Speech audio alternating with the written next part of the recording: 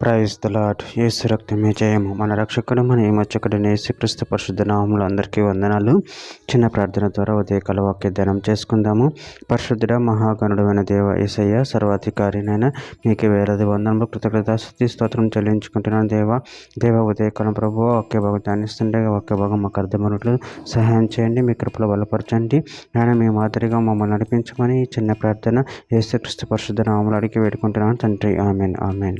కీర్తనల గ్రంథం 16వ అధ్యాయం 2వ వచనము. నీవే ప్రభువువు, నీకంటే నాకు క్షేమాధారమేదీ లేదని యెహోవాతో నేను మనవి చేయుదును. ఆమె. దేవుడి వాక్య భాగం దీవించును గాక.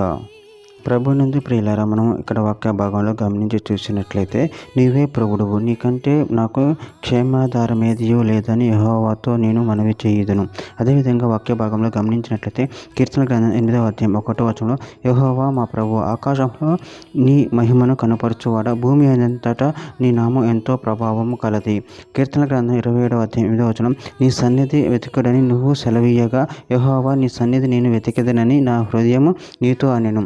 కీర్తన గ్రంథం 31వ అధ్యాయం 14వ వచనం, యెహోవా నీ యందు నమ్మిక ఉంచి ఉన్నాను, నువ్వే నా దేవుడని నేను అనుకొనుచున్నాను.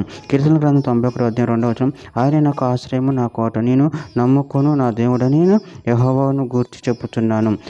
తీతుకు రాసిన పత్రిక 3వ అధ్యాయం 8-9 వచనాల్లో ఈ మాట నమ్మదగినది కనుక దేవుని యందు విశ్వాసం ఉంచిన వారు సత్క్రియలను శ్రద్ధగా చేయుట యందు మనసుంచున్నట్లు నీవు ఈ సంగతులను గూర్చి దృఢంగా చెప్పుచుండవలనని కోరుచున్నాను. ఇవి మంచియు మనుషులకు ప్రయోజనకరమై ఉన్నవి గాని అవివిత్కరములు, వంశావళను, కలహములను, ధర్మశాస్త్రం గూర్చిన వివిధములను నిష్ప్రయోజనమును వ్యర్థమునై ఉన్నవి కనుక వాటికి దూరంగా ఉండుము. ఎఫెసీయులకు రాసిన పత్రిక 5వ అధ్యాయం 9వ వచనం, వెలుగు ఫలము సమస్త విధములైన మంచితనము, నీతి, సత్యమును వాటిలో కనపరుచున్నది. కీర్తన గ్రంథం 140వ అధ్యాయం 6వ వచనం, ఆయన నేను యెహోవాతో ఇలాగూ మనవి చేయుచున్నాను, యెహోవా నువ్వే నా దేవుడువు, నా విజ్ఞాపనను చెవియొగ్గుము. ఆదికాండం 32వ అధ్యాయం 10వ వచనం, నీవు నీ సేవకునికి చేసిన సమస్తమైన ఉపకారములకు సమస్తమైన సత్యమునకు అపాత్రుడు, ఎట్లనగా నా చేతికర్రతో మాత్రమే ఈ యోర్దాను దాటి తిని, ఇప్పుడు నేను 2 గుంపులైతిని.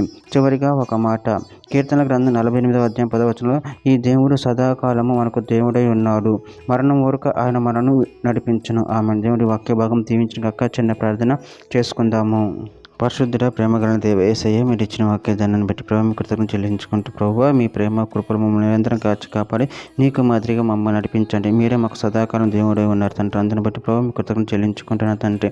నిరంతరం మమ్మల్ని నడిపించి మీ ప్రేమతో ప్రభువా మమ్మల్ని ముందుకు నడిపించమని చిన్న ప్రార్థన ప్రభువా యేసుక్రీస్తు పరిశుద్ధ నామములో అడిగి వేడుకుంటున్నాను తండ్రి. Amen amen.